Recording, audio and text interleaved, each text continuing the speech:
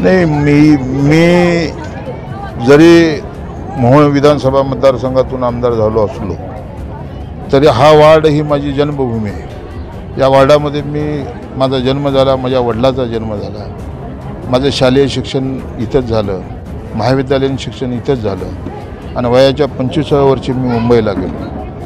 आणि नंतर मुंबईनं मी ज्या वेळेला परत आलो तर मी गोपाळपूरला शेती घेऊन माझं घर केलं. परंतु माझे आईवडील हे ह्याच वार्डात राहतात, माझ्या वडिलाचे 5 भाऊ ह्याच वार्डामध्ये राहतात, माझी आत्या वगैरे सगळी ह्याच राहतात, माझे मामा, माझं गणगोत, माझे सगळी काही लोक ती इथंच राहतात. आणि आज माझं वय 50 आहे.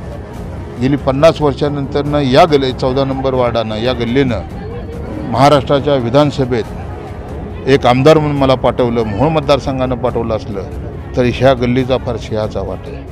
ही माझी जन्मभूमी आहे आणि माझ्या जन्मभूमीतून माझी सहकारी बाळासाहेब कसबे यांच्या पत्नी उभारलेले आहेत, माझे सहकारी मित्र सुधाकर बनपट्टे उभारलेले आहेत, नगराध्यक्षपदासाठी आपल्या परिणिताई भालके उभारलेले आहेत. आणि मग एकंदरीत परिस्थिती जर पाहिली तुम्ही पंढरपुराची तर मी खूप काही सांगू शकतो. परंतु ही निवडणूक फक्त मी एवढ्यासाठी आलो की ह्या माझ्या वार्डातून दोन्ही नगरसेवक प्रचंड बहुमताने निवडून आले पाहिजे. गेल्या 25 वर्षामध्ये आम्ही कधीही परिचारक गटाचा आमदार कधीही निवडून येऊ दिला नाही. ही वाढ नेहमी त्यांच्या विरोधात राहिला. जसा गणपतराव देशमुखांचा शेकापचा बालेकिल्ला सांगोला होता तसा हा वार्ड नेहमी परिचारक विरोधी मताचा राहिला. कारण इथं आम्ही होतो, आमच्या विचाराची लोक होतो. मगाशी आवाहन केलं की तुम्ही जसं जन्मलाय तसं या भागाची आधुनिक या संदर्भात जनतेला काय आवाहन? नाही, मी कालही इथं आलो होतो संध्याकाळी माझ्या गल्लीमध्ये. मी तब्बल काल 1.5-2 तास बैठक घेतली. माझे सर्व लहानपणाचे सहकारी, वडीलधारी मंडळी सगळे आमचे 18 पगड जातीचे लोक एकत्र घेऊन काल मी एक पहिली बैठक घेतली. त्या बैठकीत मी त्यांना आव्हान केलं कोणत्याही परिस्थितीमध्ये आपल्या गल्लीतलं एकही मत फुटता कामा नाही. आणि मग काल बैठक घेतल्यानंतर आज सभा लागते. आता यानंतर या वार्डामध्ये अजून 2-3 दिवसामध्ये पूर्ण या एरियात सभा होतील. मी मोहोळचा आमदार असल्यामुळे मोहोळची जबाबदारी माझ्याकडे आहे. पण मोहोळ बघत असताना पंढरपूरचा भूमिपुत्र म्हणून जिथं आमचे चांगले उमेदवार उभारलेले आहेत ते कोणत्याही परिस्थितीत निवडून गेले पाहिजे. दुसरं असं की या राज्याचे नगरविकास मंत्री एकनाथरावजी शिंदेसाहेब यांच्याकडे नगरविकास खातं आहे आणि मग नगरविकास खात्याचा जो निधी द्यायचं काम करणार कोण तर शिंदेसाहेब करणार आहे. मग मी शिंदेसाहेबांबरोबर गेली 35 वर्ष झालं आहे. त्याच्यामुळं सत्ता यांची आली काय आणि यांच्या आली काय हा विषय इथं महत्त्वाचा नाही. निधी देत असताना शिंदेसाहेबापाशी माझी भूमिका महत्त्वाची आहे.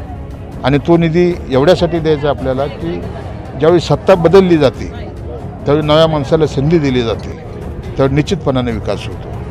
आता लोक ह्यांना कंटाळलेले अजितदादा करतायत. दोन्ही उपमुख्यमंत्री राईट आणि लेफ्ट हे 2 साईडला माझ्या पाठीमागे खंबीरपणानं उभे. बरं, हे दोघं आहेत म्हणून महाराष्ट्राचे मुख्यमंत्री देवेंद्र भाऊ आहेत. त्याच्यामुळं आपण ज्यावेळेला सरकार म्हणून एकत्र काम करतो त्यावेळी अशी दादागिरीची भाषा केली नाही पाहिजे. ज्या पद्धतीने भगीरथ दादाने आरोप केले हे मला वाईट वाटलं एक आमदार म्हणून की इतक्या पद्धतीची दादागिरी माझ्या जन्मभूमीमध्ये होत असेल तर त्या दादागिरीला त्याच पद्धतीनं उत्तर दिलं जाईल. म्हणून ह्या सभेतून मी त्यांना इशारा करतो, लोकशाही पद्धतीने मतं मागण्याचा अधिकार तुम्हालाही आहे, तीर्थक्षेत्र विकास आघाडीला आहे.